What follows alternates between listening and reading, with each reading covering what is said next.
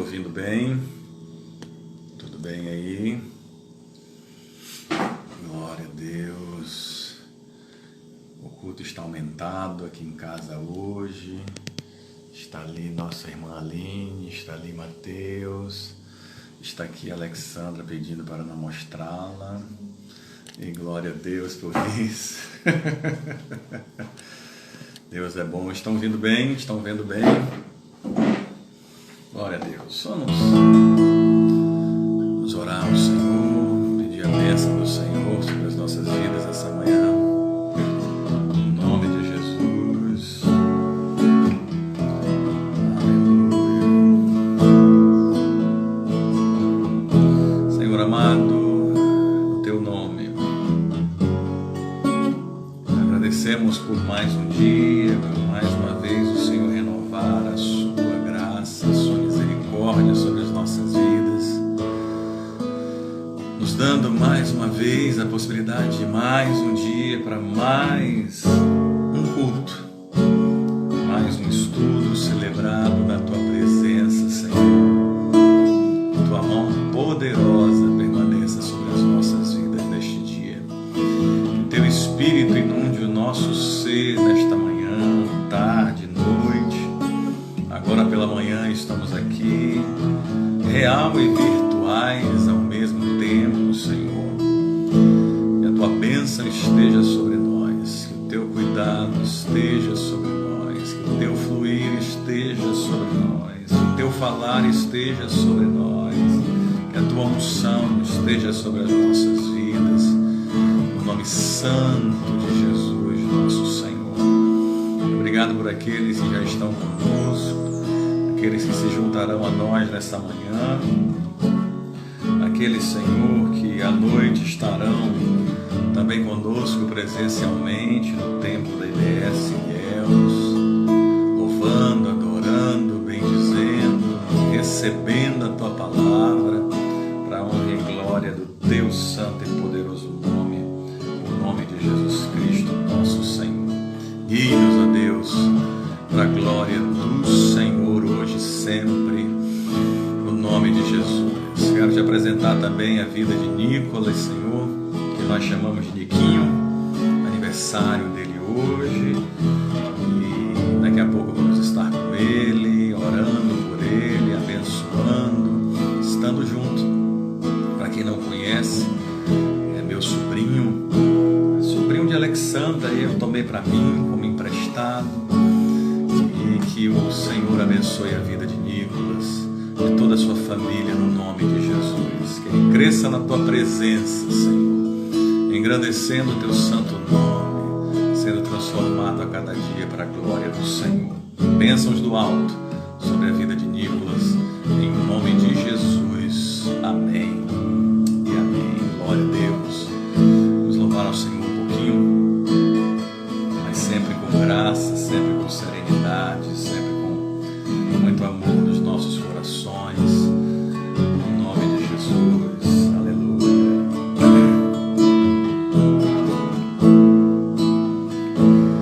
Eu sei que sempre estás comigo, Senhor.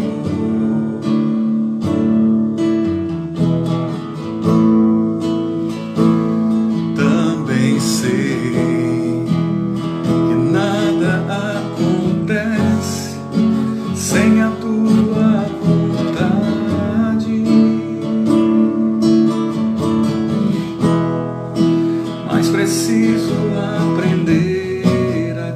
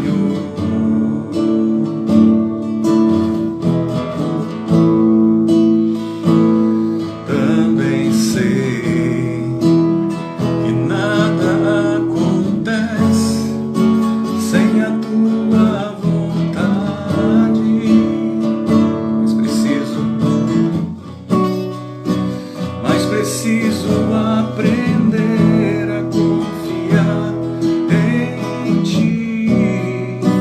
Eu preciso aprender a descansar em Ti. Tu és meu Senhor.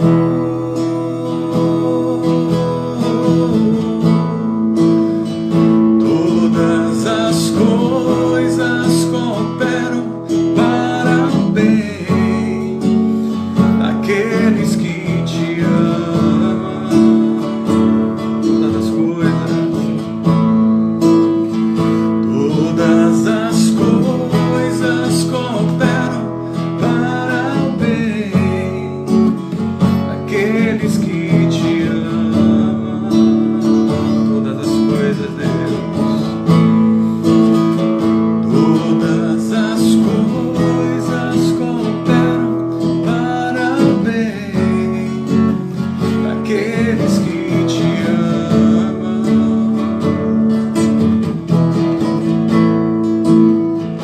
Todas as coisas cooperam para o bem daqueles que Te amam. É o que está escrito na palavra do Senhor. Todas as coisas cooperam juntamente, justamente, firmemente para o bem daqueles que amam o Senhor.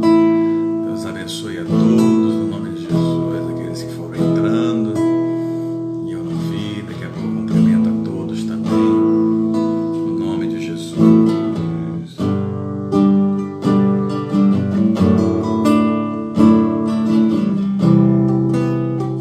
Tá mais uma conhecida.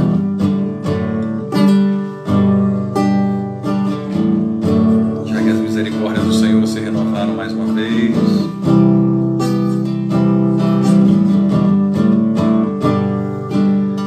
Já que estamos aqui pela palavra do Senhor, vamos cantar algo que fala disso também, no nome de Jesus.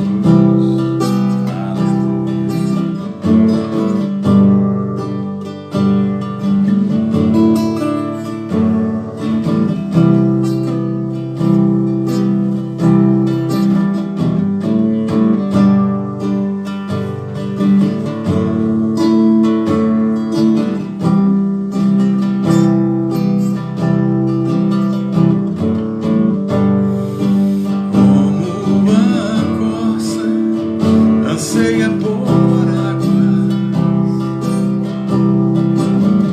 por Ti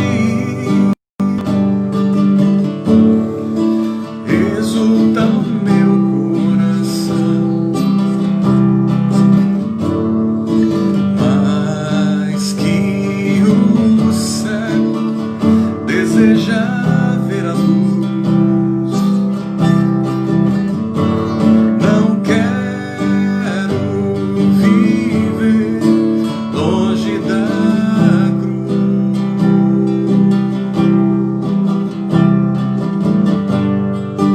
Cuida de mim,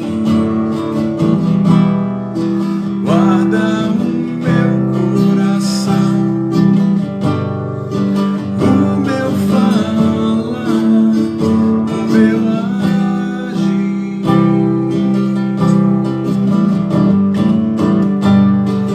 Que aos meus pés ponha Teu azeite em minhas mãos para servir-Te como Tu queres, para honrar-Te mais e mais e mais e mais. Uma palavra que me fortalece quando é noite, quando o dia amanhece. Eu posso crer no Teu amor, faça chuva ou faça sol, ao Teu lado eu não me sinto só.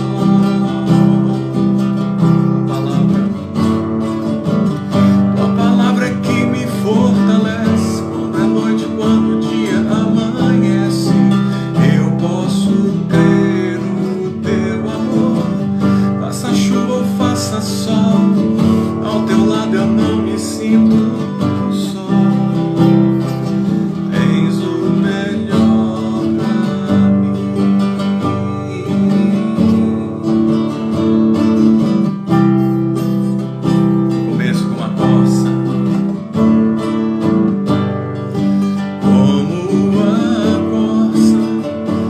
anseia por águas,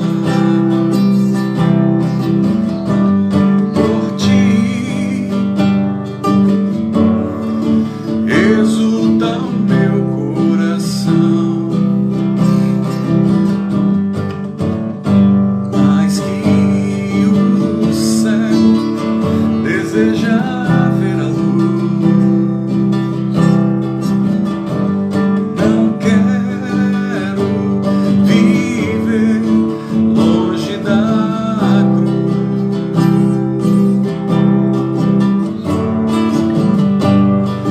Cuida de mim, guarda o meu coração, o meu falar, o meu agir.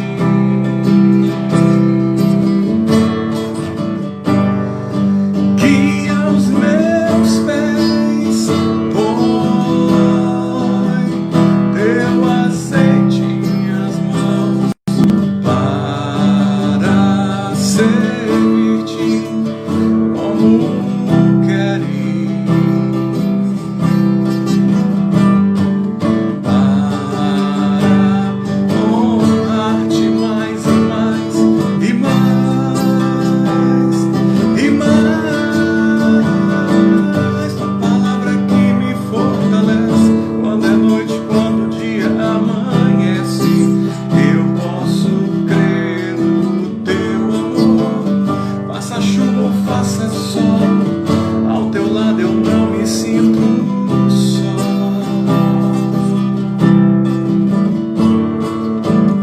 A palavra que me fortalece quando é noite, quando o dia amanhece.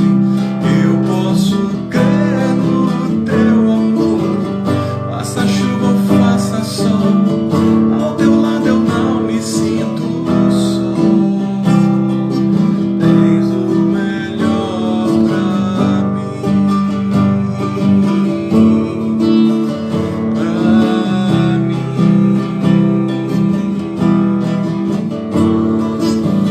Tua palavra que me fortalece quando é noite, quando o dia amanhece. Eu posso crer no teu amor, faça chuva ou faça sol, ao teu lado eu não me sinto só. Tens o melhor pra mim.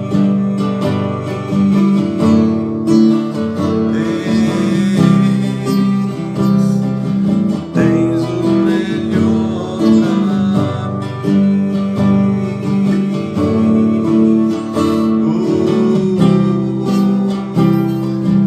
Tens o melhor pra mim.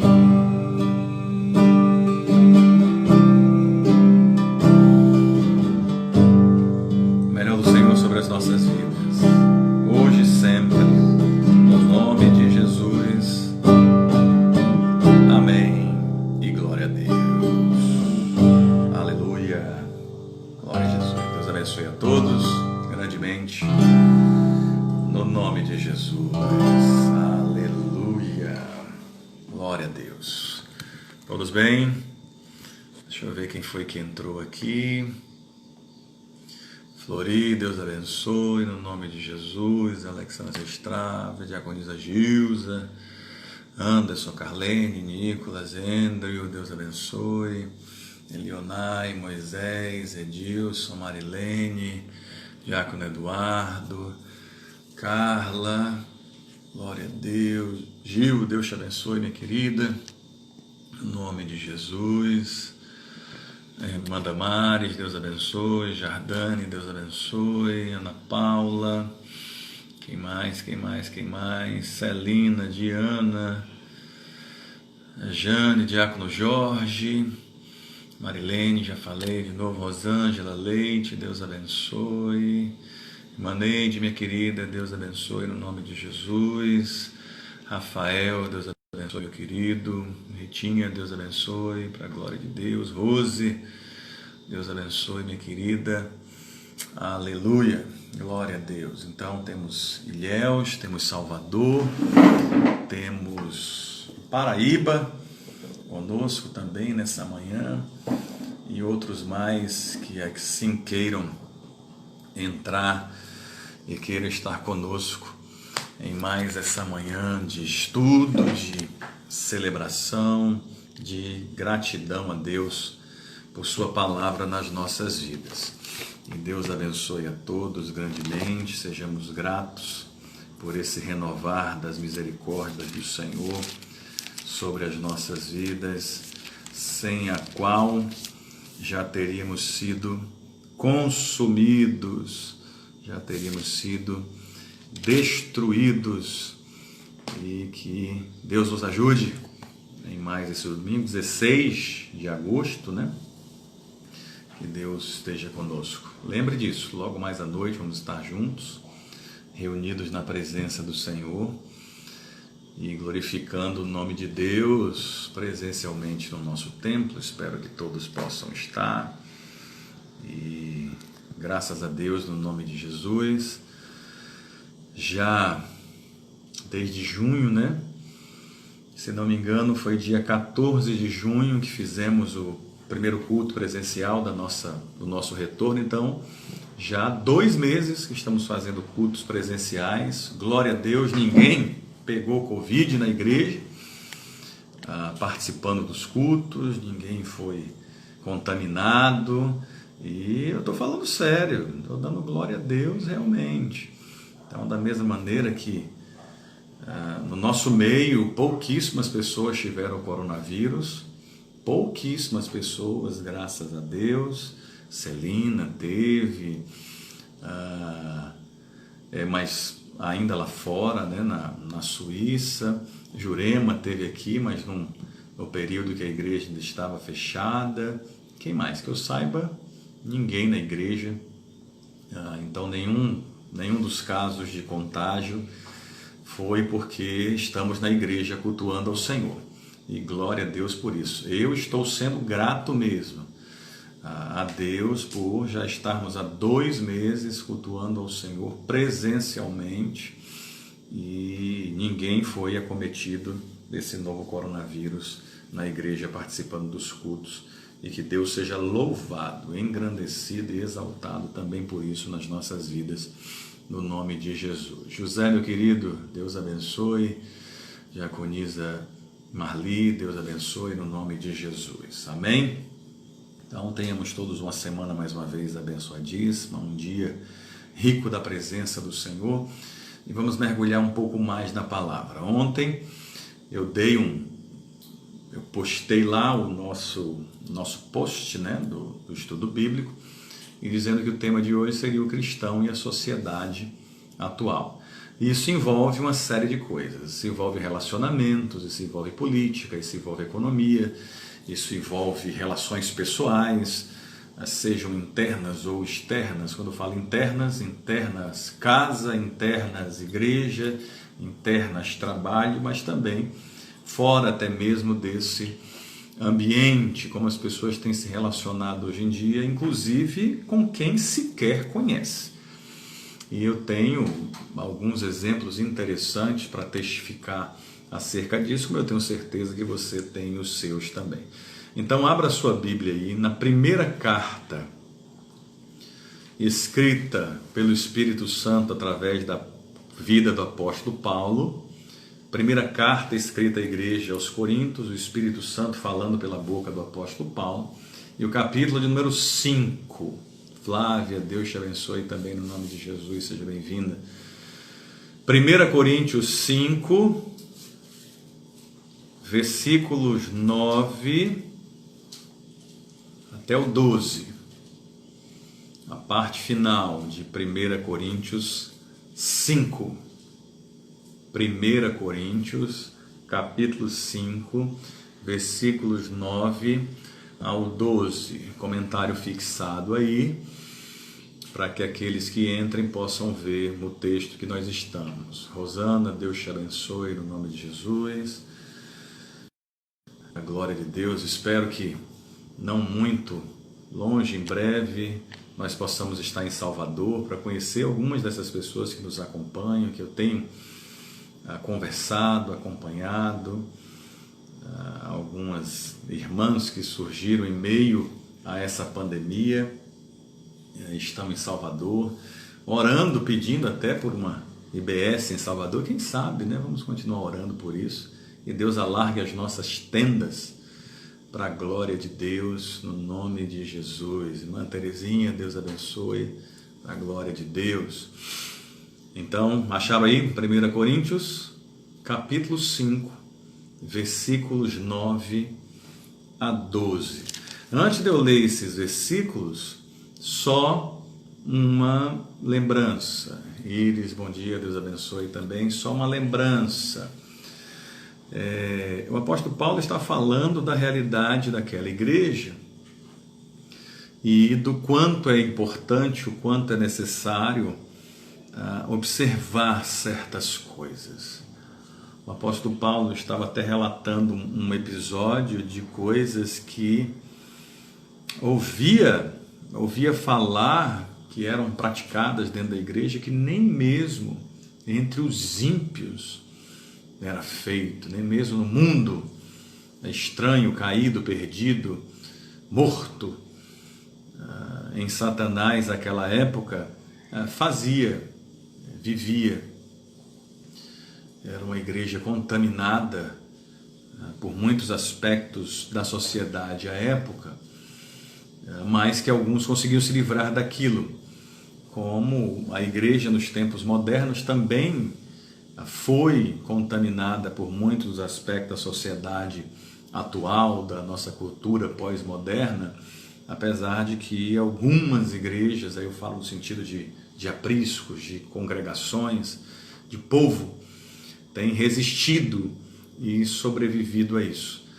Mas como nos relacionar, como viver, como caminhar em meio a isso, sendo cristãos, isso é muito importante. A primeira coisa que não podemos esquecer, caminhando num texto, num estudo como esse, é que somos cristãos. Amém? Então a primeira coisa para você lembrar nesse estudo, somos cristãos, para a glória de Deus. Essa é a primeira coisa que precisamos ter em mente nessa manhã, nesse estudo. Porque a partir do fato de que somos cristãos, convertidos, transformados, é a partir disso que começamos a caminhar. Selma, Deus abençoe no nome de Jesus. Então essa é a primeira lembrança. Primeira lembrança importantíssima, já na introdução desse nosso estudo agora de domingo pela manhã, 16 de agosto do ano de 2020, quase 2000 anos depois do texto de 1 Coríntios capítulo 5 ter sido escrito, primeira lembrança, e vai ser uma espécie de lastro, de esteio, de base, onde vamos construir esse estudo, é o fato que somos cristãos. Pertencemos a Cristo, vivemos para Cristo, segundo a palavra de Cristo, o Cristo que morreu por nós, pagando o preço do nosso pecado, o Cristo que ressuscitou para nos dar vida eterna, o Cristo que voltou para a glória, o Cristo que intercede por nós, o Cristo que voltará para buscar a igreja, e nós somos a igreja do Senhor. Nesse tempo, outros de outros tempos, outros que virão no futuro, mas todos a igreja do Senhor. Então, a partir deste fato de que somos cristãos, é que esse estudo será construído nessa manhã para a glória do Senhor. Então o apóstolo Paulo estava falando a cristãos, mesmo sabendo que em meio à igreja de Corinto nem todos agiam como cristãos, e não há como fugir em muitos aspectos, não há como tirar isso em muitos aspectos da própria realidade atual da igreja de Cristo, com tantas coisas que nós vemos, ouvimos, sabemos, mas vamos caminhar, como eu fixei aí o comentário, a partir dos versículos 9. Era só para situar a gente e pincelar esse primeiro tópico. Somos cristãos. No versículo 9 a palavra diz, eu vou ler na Nova Versão Internacional, na NVI, está escrito o seguinte: já lhes disse por carta que vocês não devem associar-se com pessoas imorais. Com isso, não me refiro aos imorais deste mundo, nem aos avarentos, aos ladrões ou aos idólatras. Se assim fosse, vocês precisariam sair deste mundo. Eu vou por partes. Olha só o que o apóstolo Paulo fala. O apóstolo Paulo diz que já tinha orientado a igreja, já tinha orientado aquele povo, que eles não deveriam se associar a pessoas que não tivessem o mesmo padrão de moralidade, o mesmo padrão de ética, o mesmo padrão cristão. Diaconisa Edna, Deus abençoe no nome de Jesus. Porque isso é que diz quem somos. Algumas pessoas conseguem caminhar pela rua e outras olham para ela e veem algo diferente. Veem um brilho diferente. Outras pessoas que são espiritualmente boas veem isso, percebem o Espírito Santo na outra pessoa. Outras pessoas espiritualmente más também veem isso, percebendo o Espírito Santo naquela pessoa, se sente mal, ofende. Já aconteceu comigo na rua, já deve ter acontecido contigo também, seja de um lado, de ser reconhecido como alguém de Deus por alguém que não é, e de ser reconhecido como alguém de Deus por outra pessoa que também é de Deus. O Espírito Santo testifica e o inimigo se opõe. Então, o que o texto bíblico está dizendo, a instrução repetida, porque aqui o apóstolo Paulo disse que já tinha escrito em carta. Nós estamos na primeira carta aos Coríntios e Paulo está dizendo que já tinha escrito isso para a igreja. Já vos escrevi por carta que vocês não devem associar-se às pessoas imorais. Ou seja, com um padrão de moralidade diferente do cristianismo, ou sem padrão nenhum de moralidade. Não deveria se associar com pessoas sem a ética de Cristo, ou com muito pouco dessa ética do Senhor. Essa é a ordem repetida. Mas ele faz um detalhe, ele traz um detalhe no versículo 10, dizendo que ele não está se referindo a esses imorais do mundo, não. Ele diz, não me refiro aos imorais deste mundo, versículo 10, nem aos avarentos deste mundo, nem aos ladrões deste mundo, nem aos idólatras deste mundo. E termina o versículo 10 dizendo, se assim fosse, vocês precisariam sair desse mundo. Os nossos relacionamentos envolvem pessoas que são imorais, pessoas que são avarentas, pessoas que são ladras ou indivíduos que são ladrões e idólatras. Idólatras de todos os níveis e todos os sentidos. Tem gente que pratica idolatria dentro de casa, não com imagens de santos, por exemplo. Pratica idolatria em relação ao casamento, ao marido, à esposa, aos filhos. Verdadeiros altares de adoração aos filhos, ou verdadeiros altares de adoração aos pais. O que deve haver dentro de casa é respeito, harmonia, paz, tranquilidade, amor, carinho, afeição, diálogo, a cumplicidade, compaixão, essas coisas. Não um altar de idolatria ou coisa parecida, de alguém pensar que seu filho, sua filha, seus filhos são melhores do que os outros. Para filho, pai e mãe são os melhores pais do mundo, as melhores mães do mundo. A gente vê tantos elogios a certas pessoas, né, quem sabe que são terríveis, mas para os filhos são verdadeiros heróis e heroínas. Não é nesse aspecto.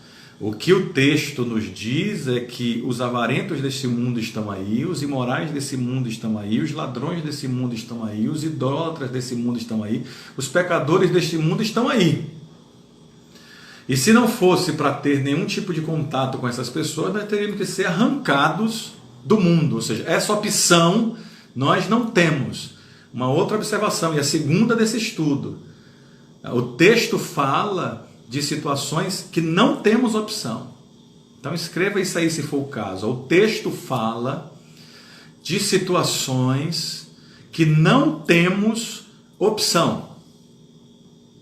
Você não tem a opção nesse mundo de tirar da sua vida completamente aqueles que são imorais, aqueles que são avarentos, aqueles que são ladrões, aqueles que são idólatras. Até porque algumas vezes você nem sabe que essas pessoas são assim.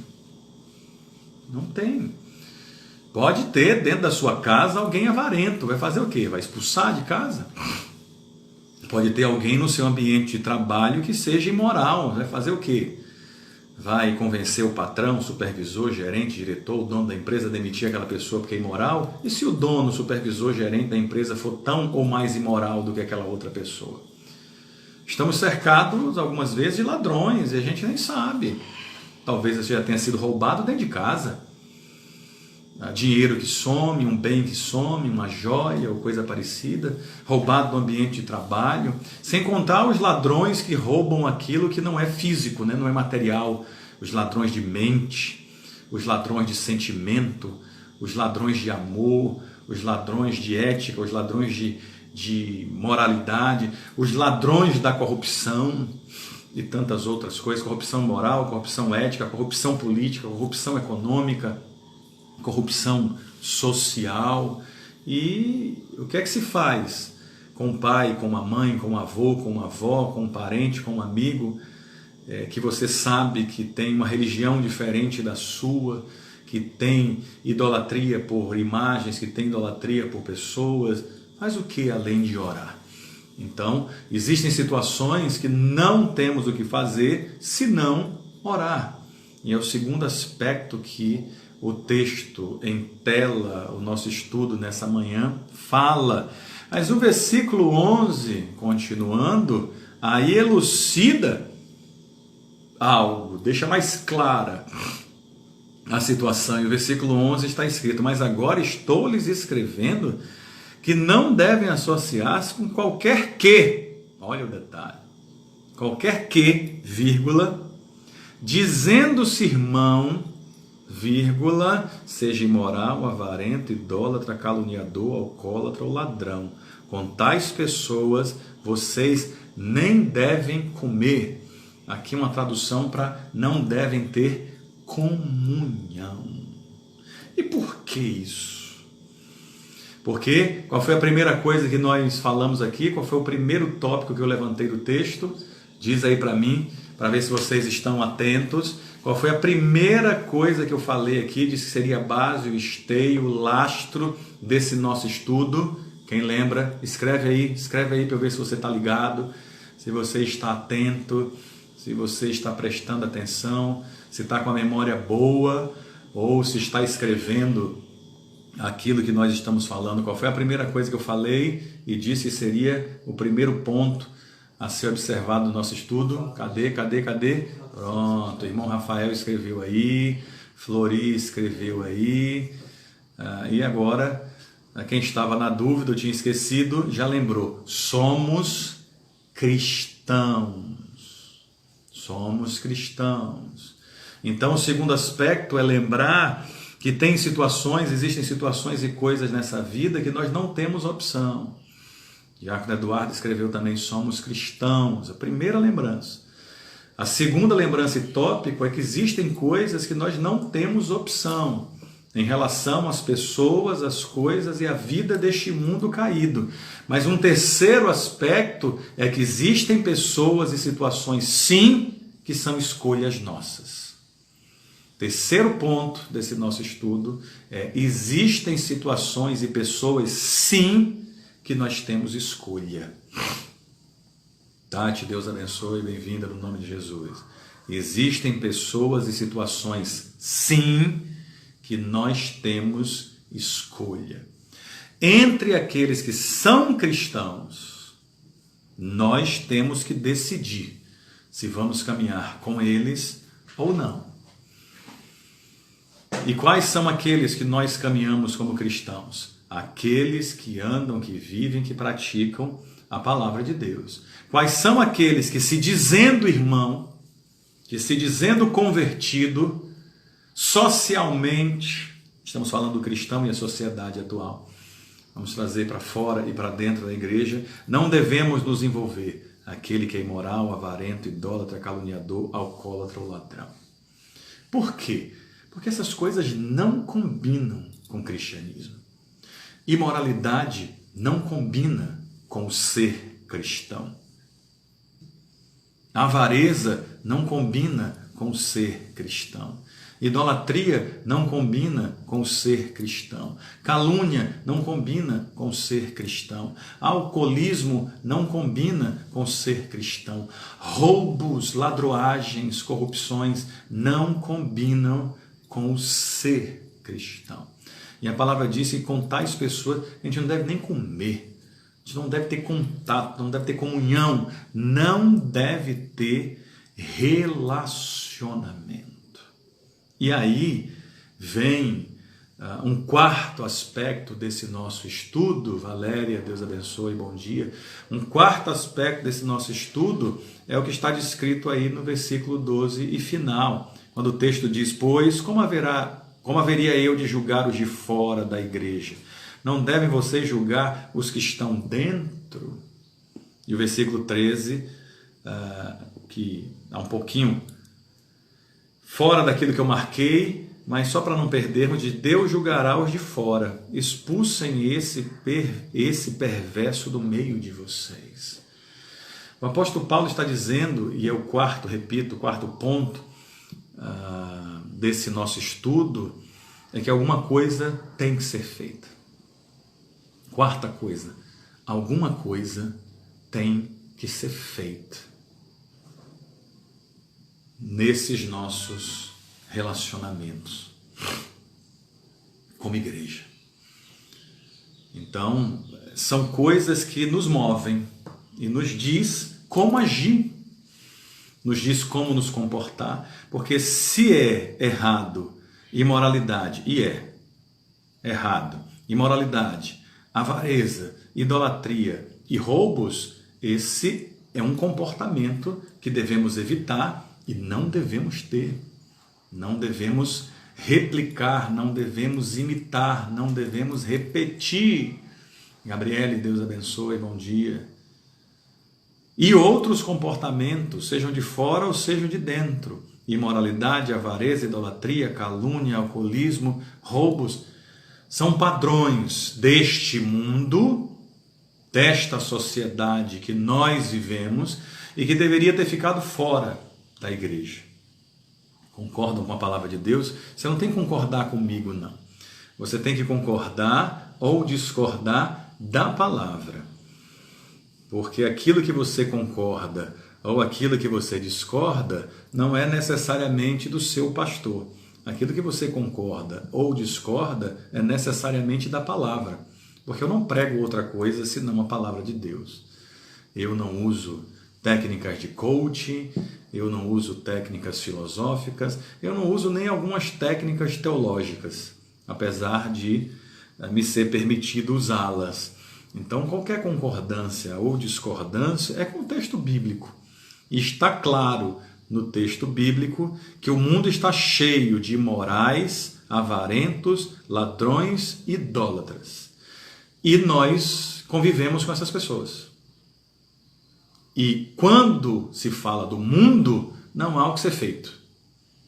Não há o que ser feito. Não temos o que fazer nesse sentido. Mas o problema é que, vivendo em sociedade, temos relacionamentos extra-igreja e relacionamentos intra-igreja. O problema é que esses erros, imoralidade, avareza, idolatria, calúnia, alcoolismo e roubos, furtos e corrupção, invadiu e entrou pelas portas da igreja. E esse é um problema. E isso começa pela liderança, o que é mais absurdo ainda. Isso começa pela liderança, o que é mais absurdo ainda. Isso não começa pelo rebanho, não. Isso começa pela liderança. Isso começa pelos pastores da igreja, isso começa pelos apóstolos, pelos bispos, pelos profetas, pelos evangelistas, pelos mestres dos dias de hoje. Porque igrejas inteiras são tidas como seitas, por exemplo, ou como locais de imoralidade, de roubo, de avareza, de mentira, por conta de seus líderes. Será que todas as pessoas que frequentam a denominação tal são ladrões, são mentirosos, são gananciosos, são idólatras em algum sentido, por conta do líder daquela igreja, daquela denominação, daquele lugar, o ser? Mas a figura mais vista e mais visível de uma igreja é quem lidera. A figura mais visível de uma denominação é quem está na liderança. A figura mais visível de qualquer lugar é quem está à frente daquilo ali. Fábio, Deus abençoe meu irmão, no nome de Jesus, glória a Deus. Quem mais entrou aí? Noé Muniz Dantas, Deus abençoe. Então isso começa pela liderança. Essas 4 coisas que aí eu observei e elenquei aí, começam pela liderança. Paulo, Deus abençoe. Lembrar que somos cristãos, apesar de ser algo muito pessoal e individual, mas essa lembrança deve começar pela liderança. É quem lidera que deve lembrar as pessoas a cada dia a quem ela pertence, porque o rebanho esquece isso de vez em quando. Então quem lidera deve lembrar que o rebanho é de Cristo, que o rebanho pertence a Cristo, não pertence a esse mundo, não pertence ao pastor A, B, C ou D. O rebanho pertence a Cristo. A lembrança de que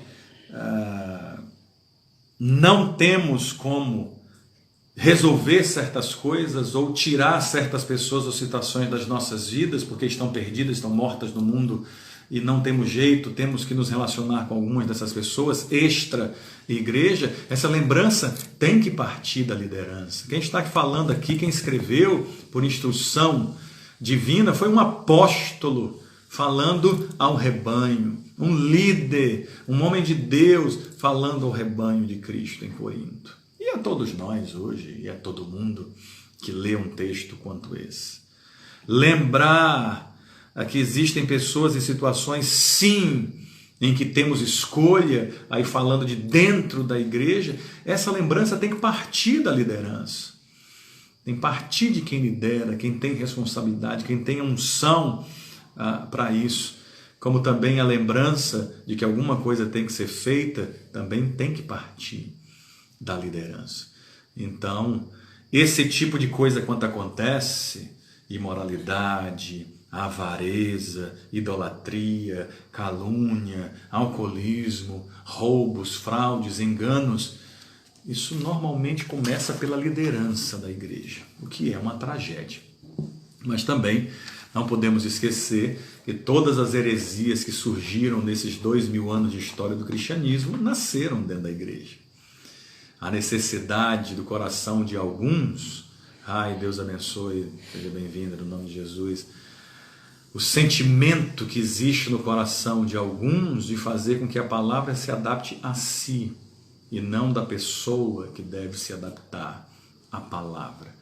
Todas as heresias que quase destruíram a igreja nasceram dentro da igreja, porque homens e mulheres resolveram distorcer a palavra, distorcer o que Deus disse para fazer a sua própria vontade, ao seu bel prazer. Então, muitas vezes, se não quase todas as vezes, esse tipo de coisa começa pela liderança. Um líder imoral vai levar o povo à imoralidade. Um líder avarento vai levar o povo à avareza. Um líder idólatra vai levar o povo à idolatria. Um líder caluniador vai levar o povo à calúnia. Um líder alcoólatra vai levar o povo ao alcoolismo. Um líder ladrão vai levar o povo ao roubo. Porque é isso que ele vai ensinar. Já que é isso que ele pratica, é isso que ele vai ensinar as pessoas a fazerem. Sem contar que da mesma maneira que uma coisa ruim, uma coisa boa, né? 1 conta para 3, mas uma coisa ruim, 1 conta para 100. Nesse aspecto também é isso, um milagre, uma coisa boa, algo fantástico. A gente conta para poucas pessoas tomam conhecimento disso. Agora, algo ruim, se espalha como um rachio de pólvora e ganha o mundo numa velocidade impressionante. Então, quem somos nós em meio à sociedade atual? Quem é o cristão em meio à sociedade atual? E como falei, dentro da igreja, dentro do trabalho, na política, na economia, nos relacionamentos pessoais, quem é o cristão nos dias de hoje? Quem é o cristão na sociedade atual? É alguém que faz de fato a diferença ou é alguém que cada vez mais participa das coisas do mundo a ponto de serem confundidos com o mundo? Porque depois de muito tempo ligado a certas coisas, a gente começa a parecer com aquilo. Já reparou isso? A Bíblia fala de um exemplo clássico em relação a isso. Depois de 17 anos no Egito, e era para ter ficado 7 só, nem 7, era para ter ficado menos do que isso. Mas depois de 17 anos no Egito, Jacó morre e tinha prometido a seu filho José, o grande Zafenate Paneia, o grande governante do Egito, abaixo só do faraó, que era tido como um deus. O grande Zafenate Paneia tinha prometido a seu pai, José tinha prometido a seu pai, Jacó, que cumpriria a promessa feita de não sepultá-lo em terra egípcia, mas sim em Canaã. E quando o cortejo fúnebre chega em Canaã, os cananeus, os habitantes de Canaã, olham para aquele povo e dizem: olha só, os egípcios vieram sepultar um dos seus. Mas eles não eram egípcios. Eles não eram egípcios, eles eram hebreus. Mas não eram por suas vestes e por seu comportamento mais reconhecidos como hebreus, e sim como egípcios. E falando de nós agora, cristãos na sociedade atual, o cristão e a sociedade atual, nós somos reconhecidos como pessoas diferentes ou já somos muito associados ao próprio mundo? Eu cresci, eu vou fazer 48 anos agora em dezembro, eu não cresci num lar evangélico. Meu pai era católico de batismo, mas pouquíssimas vezes eu vi meu pai dentro de uma igreja católica. Coisa de cerca de 3 ou 4 anos antes de falecer, é que veio a conversão de meu pai ao evangelho. Então eu não cresci num lar onde a Bíblia era ensinada, praticada todo dia. A minha mãe também, católica de nascimento, de batismo, meus avós, enfim, todos. Mas nós tínhamos uma referência na família de alguém diferente, que era minha avó Januária, mãe de meu pai Francisco. A gente já sabia que na casa dela era diferente. A gente sabia que a gente ia, quando estava na casa dela, ia chupar o melhor geladinho da cidade. A gente sabia que dentro da casa dela as coisas funcionavam certinho. Uma casa muito simples, uma mulher muito humilde, assembleiana, daquele tempo que nem o marido via a mulher com o cabelo solto, cabelo na cintura, nas costas, na altura da cintura. Uma mulher de Deus, uma mulher de oração, faleceu com 81 anos de idade, um fio de cabelo branco. Aquilo chamava a atenção da gente demais, demais, demais, demais. E a gente sabia que vó Janu era alguém diferente. Era alguém diferente dos outros. Era alguém diferente das outras pessoas. E mesmo pequenos, a gente sabia que essa diferença é porque ela era da lei de crente. Olha, você é dessa época? Que eu sou dessa época. Eu sou da época que se chamava cristão evangélico, do povo da lei de crente. Então a gente sabia que gente não podia sentar à mesa sem camisa, a gente sabia que antes de fazer qualquer refeição tinha que tomar banho, trocar de roupa. A gente sabia que na casa de Vó Janu ninguém ouvia palavrão, ninguém ouvia xingamento. A gente sabia que as músicas que a gente ia ouvir lá não era de Roberto Carlos, não era de Valdir Soriano, não era de Aguinaldo Raiol, não era de... quem mais daquela época? Não era de The Fevers. A gente sabia que a gente não ia ouvir essas músicas dentro da casa de Vó Janu. A gente ia ouvir uns cantores que a gente não sabia quem eram, uns homens, umas mulheres, que pra gente tava gritando no rádio, ou no toca-disco, na vitrola. Mas a gente sabia que lá era diferente. A gente sabia que o padrão lá era outro, e era diferente realmente. A gente não via brigas, a gente não ouvia discussões, a gente não via problemas. E olha que era uma família grande. Ela teve 9 filhos, entre esses meu pai. Imagine a quantidade de netos, e juntava tudo no final de semana. Era uma catrupê de menino, parecia uma creche. E a gente não via problema, a gente não via briga, a gente não via discussão, porque o clima era outro. O ambiente era diferente. E a gente percebia isso, a gente sentia isso. Aí vamos transportar Vó Janu para 40 anos à frente no tempo. Uma geração se passou. As gerações são cantadas a cada 40 anos, né? Apesar de que hoje em dia, em 40 anos, já temos 2 ou 3 gerações.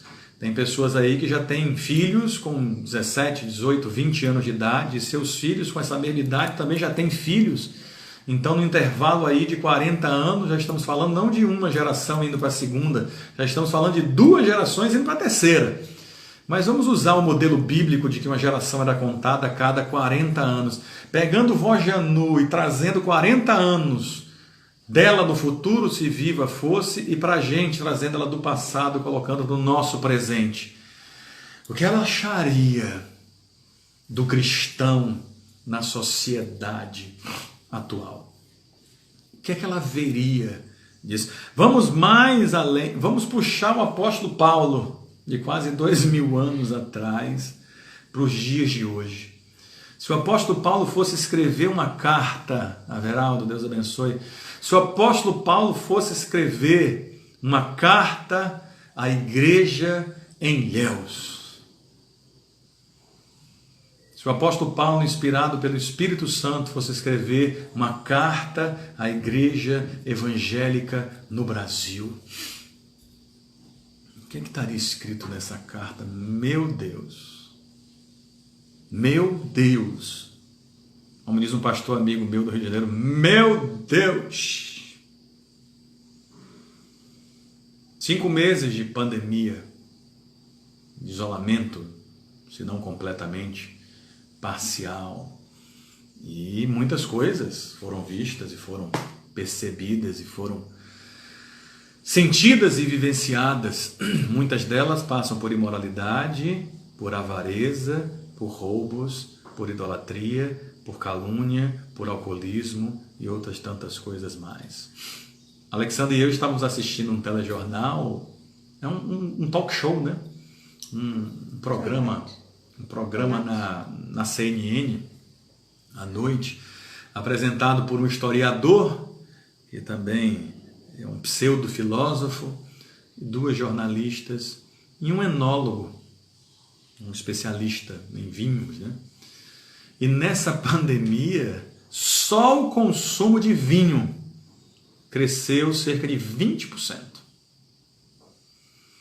Só o consumo de vinho cresceu cerca de 20%, mesmo com a economia em recessão, mesmo com comércio parado, mesmo com indústria parado, ainda assim o consumo de vinho cresceu cerca de 20%.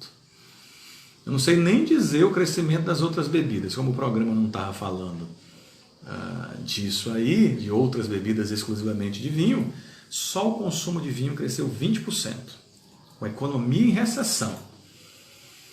Porque as pessoas se entregaram àquilo, se entregaram à bebida.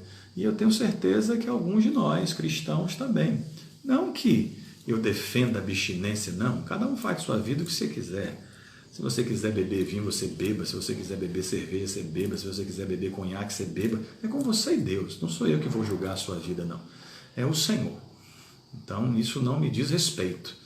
Se eu chegar na sua casa, pedir um copo d'água, você dizer, vai lá, pastor, o copo está ali em cima da pia, abre lá a geladeira. Se eu abrir lá e na sua geladeira tiver mais vinho do que água, não sou eu que vou te julgar, não. É entre você e Deus. Eu não interfiro nesse tipo de coisa. A não ser que desbande ou desemboque na questão do alcoolismo. Eu chegar na sua casa, você abrir a porta alcoolizado. Eu chegar na sua casa, você está riado na cama, em quase coma alcoólico. Pronto, nisso aí eu vou me meter. Nisso aí eu vou interferir. Até o ponto de eu chegar à conclusão de que talvez aquilo não seja tão somente um problema de alcoolismo, seja a sua vida. Que você não seja cristão, no caso, não seja convertido, no caso. Aí eu também não vou poder fazer muita coisa se não orar pela vida de alguém assim. Mas imagine o apóstolo Paulo escrevendo uma carta à igreja hoje em dia, a igreja em Ilhéus. O que é que ele falaria da imoralidade de Ilhéus? O que é que ele falaria da avareza de Ilhéus? O que é que ele falaria dos roubos de Ilhéus? O que é que ele falaria da idolatria em Ilhéus?